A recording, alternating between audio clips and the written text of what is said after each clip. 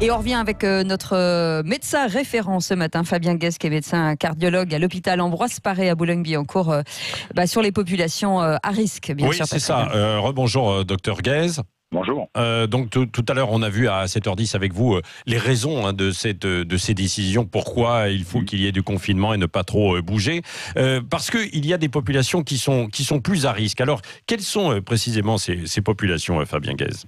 Alors évidemment, ces populations, c'est l'unique raison pour laquelle on fait le confinement, c'est pour justement protéger les gens fragiles. Oui. Et les gens fragiles, ce sont les personnes âgées, ce sont les cardiaques, ce sont les patients atteints d'affections pulmonaires, des gens immunodéprimés.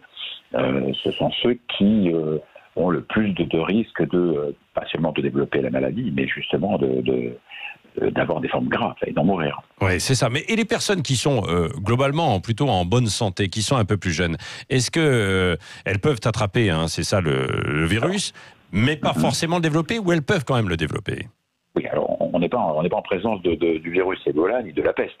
Oui. Heureusement que dans l'immense majorité des cas, on n'a soit pas de symptômes du tout.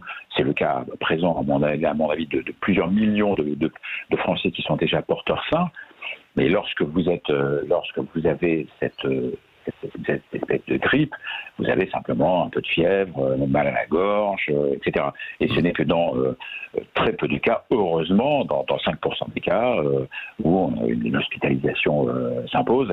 Mais il faut le répéter, ne pas surcharger le 15, rester chez soi quand on a un peu de fièvre et quand on ne se sent pas bien, ne pas appeler le 15 pour rien, et puis évidemment appeler son médecin si on a des difficultés respiratoires. Mais heureusement, dans l'immense majorité des cas,